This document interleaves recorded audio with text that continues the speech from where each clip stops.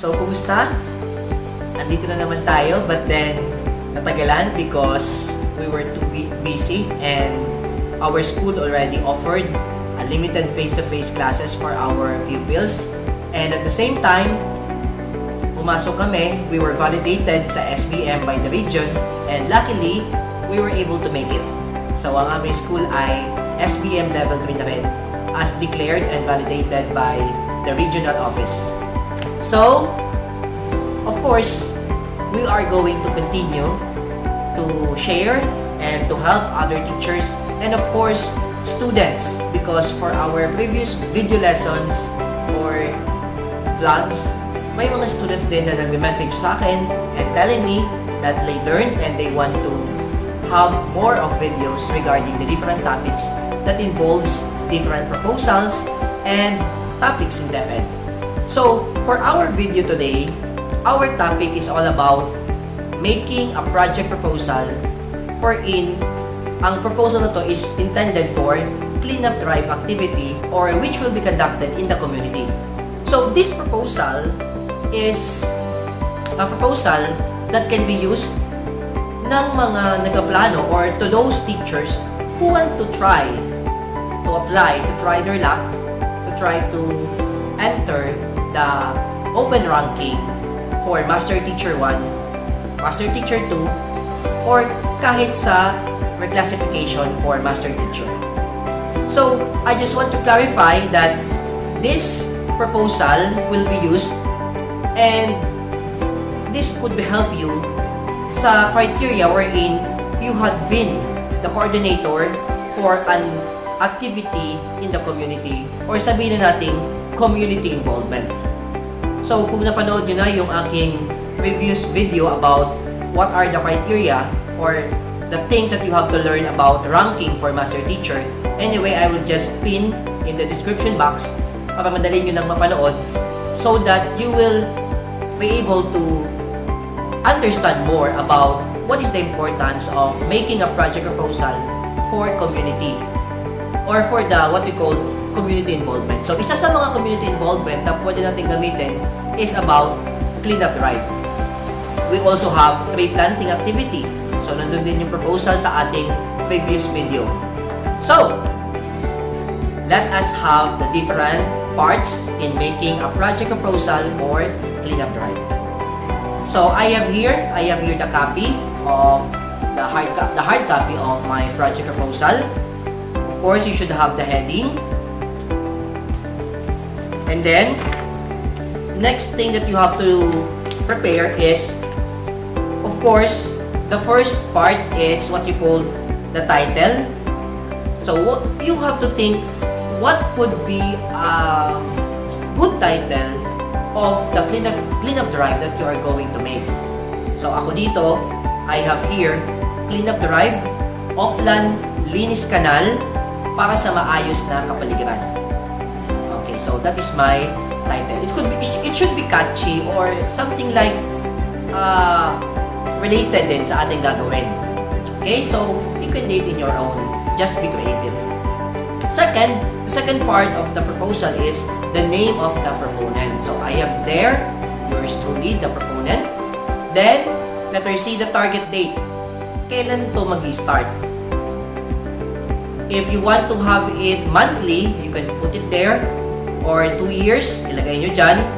But then sa proposal, pwede naman na dito muna, ilagay lang natin what will be the start of the activity. And then, dagdagan na lang natin kung gusto natin maging monthly and so on. Then letter D, where will be the target area or venue? Saan natin gaganapin? Saang community natin gagawin yung ating cleanup drive? Okay? After that, the Roman number 1, another part is what you call the Rationale. Here, you are going to discuss what are your background.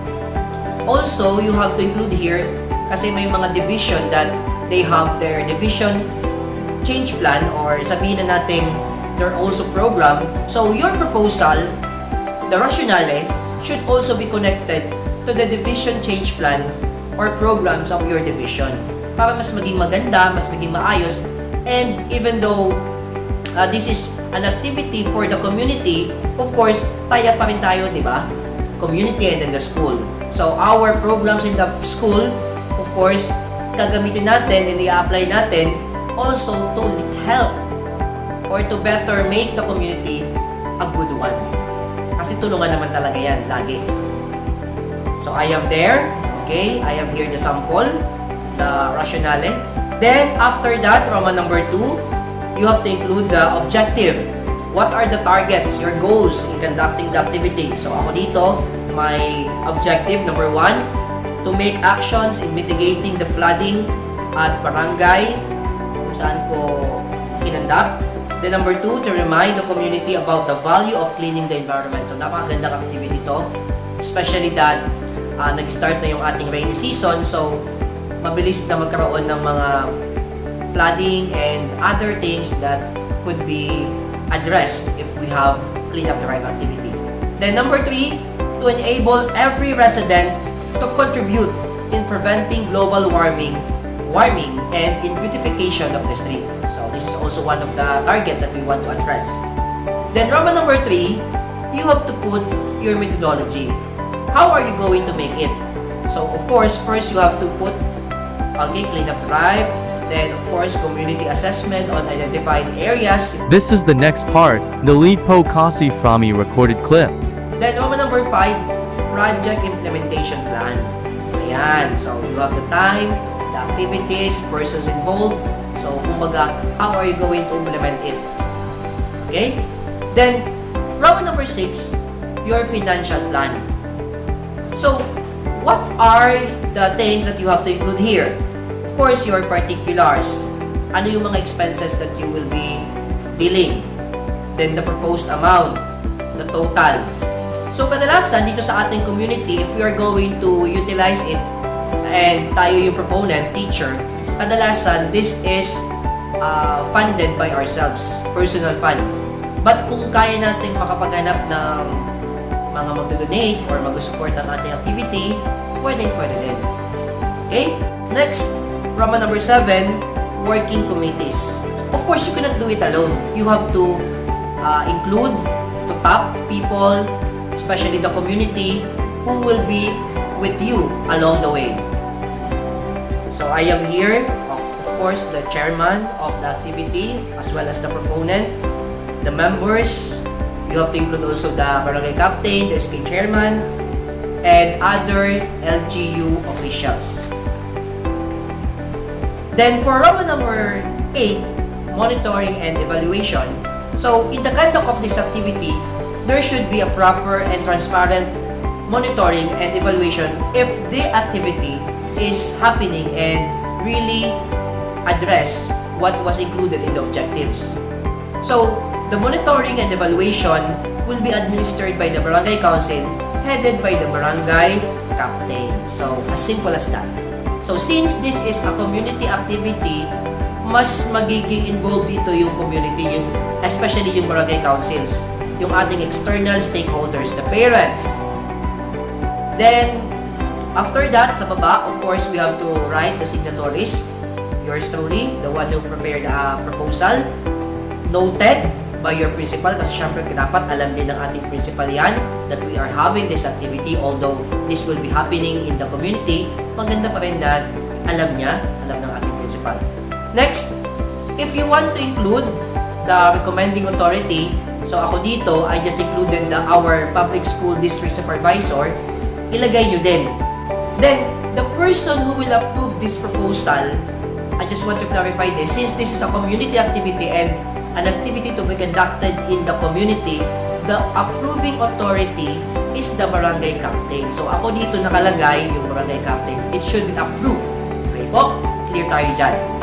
So, simple lang naman yung project proposal as long as you have this approved and then nakapag-meet na tayo prior and then nailatag natin yung ating proposal. Ito yung ating plano. Kasi of course, kailangan may plano muna, malinaw muna, and then nag-agree na yung ating community, pwede tayong magsimula. Okay? So, I just want to connect it to the what you call one of the documents that you will be needing kasi madami nagtatanong sa akin paano po ba talaga yung tama. So, I will just be giving my experience. Sa community, as long as you are the coordinator, so kung ito na share ko sa inyo, cleanup drive, you are the coordinator of this activity, coordinator of the cleanup drive in the community. And then, to be valid or to be utilized, kasi nag-conduct naman kayo and then in the future gagamitin nyo, dapat itong cleanup drive should be at least, okay, at least be conducted for 2 years. Okay? Again, I repeat, for 2 years. Dapat 2 taon to na ginawa. Pwede naman na monthly. Okay? Monthly yung pag-conduct ng cleanup drive. Sabi ko kanina, it's up to you.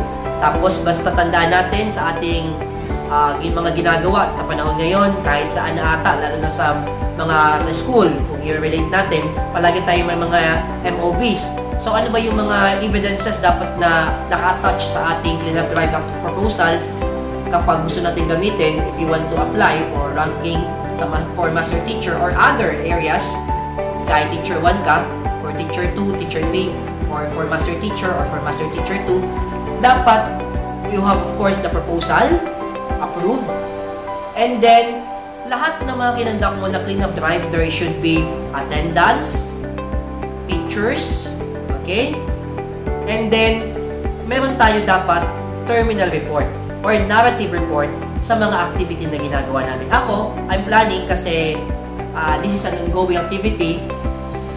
Yung attendance, every cleanup drive yun. And then, yung narrative, pagsasama-samahin ko na lang. Okay? So, I hope you were able to, or you are also, or I was able to encourage you sa mga nagkaplano, sa mga students na gusto mag-conduct, pwede din. Okay? Kung sa school nyo gagawin, okay lang yun. Ito yung sample natin ng proposal. Kung sa community naman, pwede rin to. And of course, lalo na sa mga teachers natin, sa mga kapwa natin na gusto ko din na ma-share ang aking experience and one of the documents that I used for ranking sa master teacher. So, thank you for watching. Thank you for listening. I hope may natutunan kayo sa akin. If you have questions, you can message me sa aking messenger. Ipipin ko na din sa description box, the link. And pati na rin yung aking group so that unti-unti we were able to or makaka-help tayo to one another. Hindi lang ako, but of course sa iba pang mas magaling, mas may matutunan or may mas gusto ding i-share. So sa mga gustong mag-share, you can comment it, put it in the comment section. I-share nyo din kasi baka may nakalimutan ako or may gusto din kayong idagdag. Okay? So thank you teachers, and let us continue to be safe and let us help one another, especially for the benefit of our learners and our stakeholders in the community. Thank you and see you in the next video.